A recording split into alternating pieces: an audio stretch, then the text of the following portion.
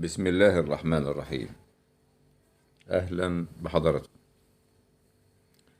زي ما حضراتكم شايفين، الشغل اسود جالاكسي بار إيطالي مفتوح.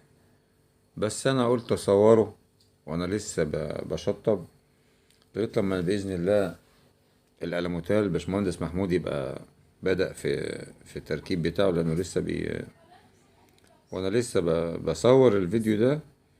هو لسه بفضل الله يعني كان عنده شغل وبيشطب لسه بيعمل الألموتال اللي أنا هحط الحاجة دي جنبيه يعني. ف ربنا ييسر الحال، وإن شاء الله بإذن الله أصور الشكل النهائي بعد ما يخلص. ودي الضفيرة أنا عملتها أكتر من مرة، بس قلت لنفسي بدل ما أعمل بس وأقعد أتكلم يبقى أنا بتكلم، واللي برضو يعني لو حد بيحب يتفرج على الشغل وهو بيتعمل يبقى بيشوف حاجة بتمتعه يعني. كنت طرحت فكرة من فترة السنة اللي فاتت، اللي هي من يوم بالظبط،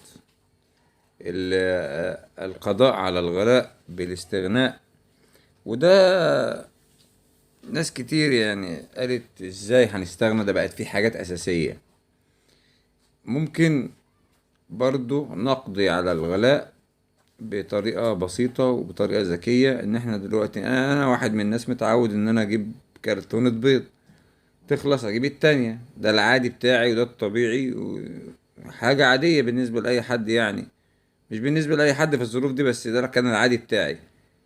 فالحمد لله ربنا أراد وشاء إن أنا في فترة قعدت ما أجيبش بيض خالص لأنه غلي. قلت لنفسي مش هشتريه عشان غالي، مع إن الحمد لله كان معايا فلوس، وفي أوقات بيبقى معيش يعني. فبقى لما بقى معايا برضو الحمد لله، إن الحال ده كده على طول مع المصريين كلهم، بيبقى معاك أو ما معاكش. ما بقيتش أجيب كرتون، قاصد إن أنا ما أجيبش كرتون. ازازة الزيت كنت متعود اجيب ازازة الزيت اللي هي الكبيرة ديت، انا اسرتي صغيرة كانت بتقعد معايا فترة كبيرة. بقيت اجيب ازاز من الازازة الصغيرة. ليه؟ عشان عايز احسس يعني، لو انا نقطة في بحر برضه هفرق، اكيد هفرق يعني. ومش انا لوحدي اللي بفكر بايجابية، لازم كلنا نفكر بايجابية يعني. فالفكرة هنا ان انا بطرح فكرة وبطرح، يعني بطرح مشكلة وبطرح حلول. وده مش عيب يعني، من وجهة نظري اللي انا شايفها متواضعة. حد شايفها كبيرة ماشي، حد شايفها أوضع ما فيش أي مشكلة برضو ديت. نسبية في التفكير. وزي ما بقول نسبية في التفكير. ممكن حد يشوفك ذكي، وممكن حد يشوفك ما بتفهمش أصلا. الشغل بسيط. الشغل يعني بعتبره إن هو عادي جدا بالنسبة لي. بار مفتوح، شايل نفسه، محتاجتش إن أنا أبني. والكلام ده كله هيبان في الفيديو ان شاء الله بتاع الشكل النهائي، لما نروح اركب ان شاء الله في اسكندرية ان شاء الله باذن الله. في في منطقة اسمها شط النخيل ولا وادي النخيل. في الاسكندرانية هيبقوا عارفين انا قصدي على ايه يعني. 26 21 ارقام غريبة كده، والمكان هناك اسمه كده يعني. ربنا ييسر الحال ويتم العريس على خير.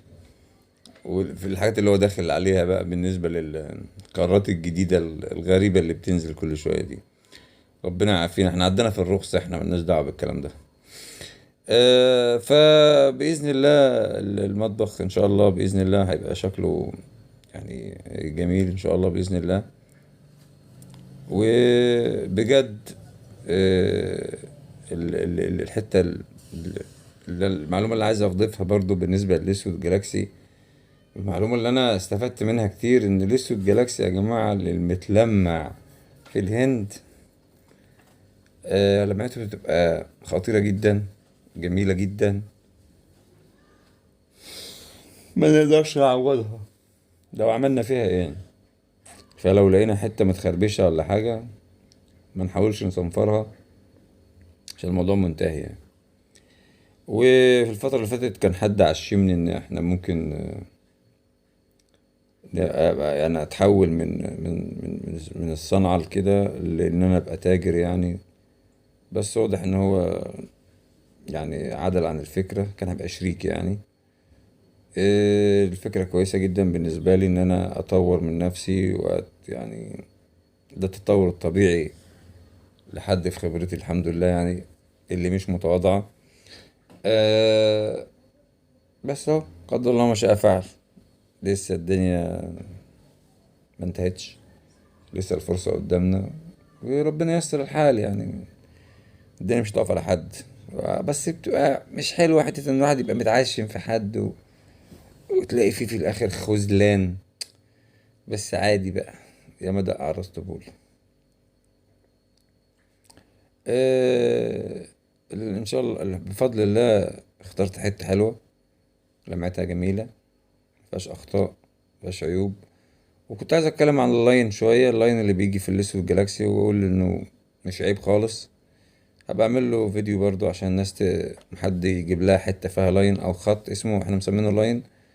دي بصراحة ما فيهاش اي عيب خالص، اهم حاجة الرخامة تبقى متلمعة كويس وفصها باين. وده هبقى اشرحه برضو في ايه، في فيديو قادم ان شاء الله يعني.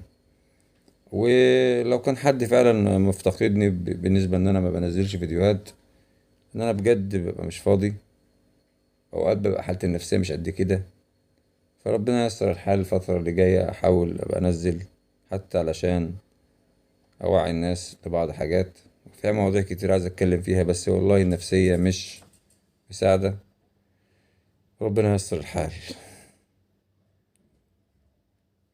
دمتم في امان الله، والسلام عليكم ورحمة الله وبركاته.